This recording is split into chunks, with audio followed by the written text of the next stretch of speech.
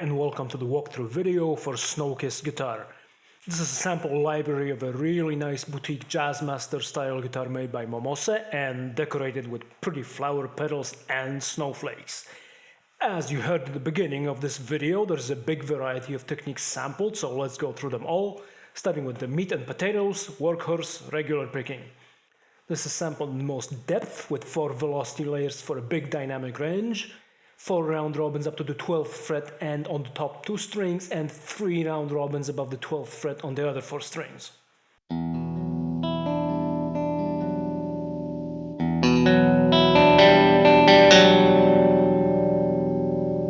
There are ghost notes for getting percussive and rhythmic in case you decide to do funk or reggae.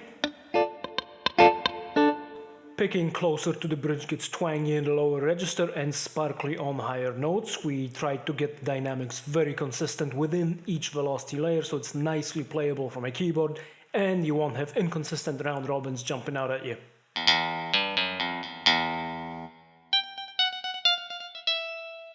There's palm mutes and muted ghost notes, which are as percussive as it gets. Not really metal palm muting though, this isn't a metal guitar at all by any means.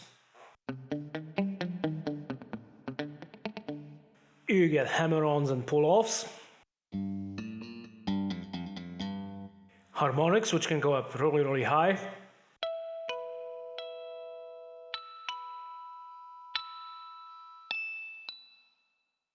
there is tremolo picking, which I actually asked somebody else to record for me to get just the right level of indie rock chaos, so it intentionally doesn't have the same dynamic consistency as the rest of the techniques. Now, I can't tremolo pick at all, and a metal or surf guitarist who uses this technique on every other song would have been too smooth. So this is like the Goldilocks tremolo picking for indie stuff. And then it gets weirder. As you might expect if you've seen our string libraries, we went and sampled techniques that haven't really been sampled before. One big reason I got a Jazzmaster style guitar with the traditional bridge and traditional tailpiece in their traditional locations was to sample playing behind the bridge. This is the favorite sound of a few of our beta testers, and if by the end of this year there isn't a huge hip hop track with a beat built around the sound, I will be disappointed.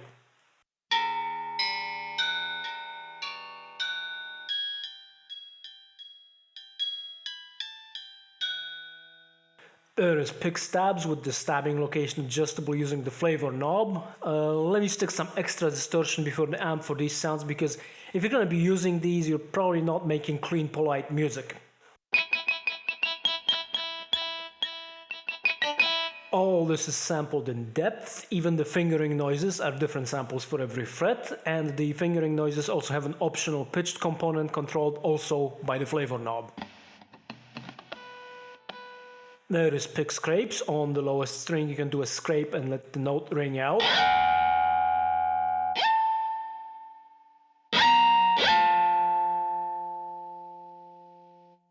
And there's also 2 other types of scrapes. There is infinite looped scrapes with controllable speed layered from 3 different cross-faded scraping speed samples.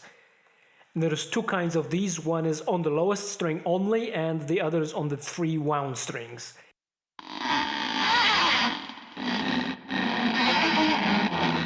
And there are also short, fast scrapes of the same 2 kinds. That sure is a lot of scraping, and there's also a separate articulation for various non-scrape noises.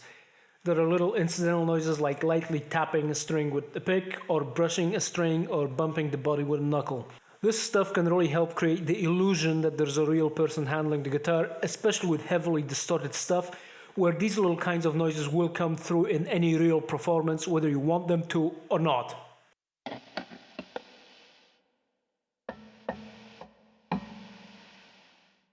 There's also pick stabs and playing behind the bridge with the strings muted, and playing behind the nut, so lots of options for when you need to make little tinkly sounds.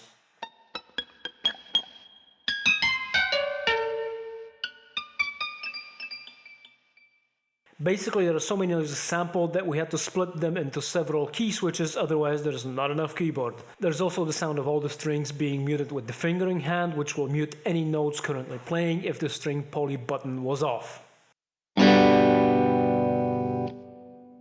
All this is so much that you actually have to raise the default RAM allocation in the current version of Sforzando before loading the All Techniques instrument. So we have presets with the default raised. There's also basic instruments with just a few bread and butter articulations and a simple instrument with fewer controls. You can also load just one articulation by itself. If you don't like key switches and like having every articulation on a separate track, this lets you do that. All the samples are direct and unprocessed. We didn't even do any noise removal to keep things properly noisy, and this is how things sound with the amp sim turned off. But there is more to this than just sampling a huge variety of techniques on a really nice guitar with a pleasant tone. We also modeled the way the tremolo tailpiece affects pitch. We got a whole separate video on doing the research for this, but basically the pitch bend depth depends on which string a note falls on, and that's key to making chords sound all wobbly.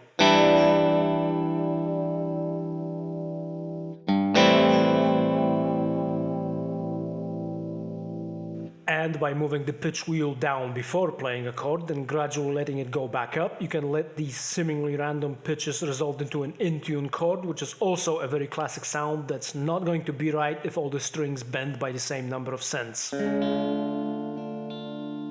Moving the pitch bend wheel down uses the tailpiece modeling, but moving it up does a string bend. String bends and guitar-style vibrato use a different set of bend depth numbers than the tailpiece, being deeper on the thinner strings and not affecting open strings at all, and that means that in open position you can do stuff like unison bends.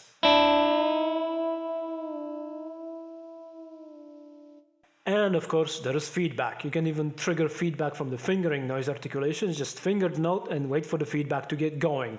Too much feedback will give you a microphonic squeal, and having feedback on changes the behavior of the release samples, so this works like it should.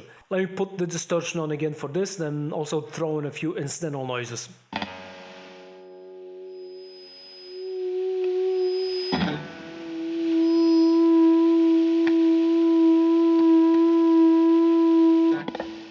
And we also have double tracking with different samples used for each voice, even with the weirdest noises, plus timing and volume randomization.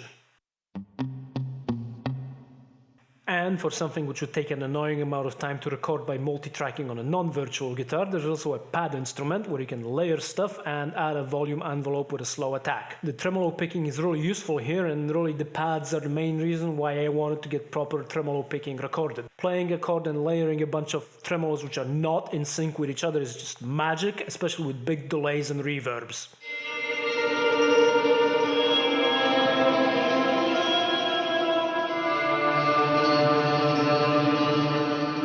And often things have unintended consequences. The pads instrument with the right settings turns out to also do a nice music box sound, probably better than real music boxes, or at least more in tune.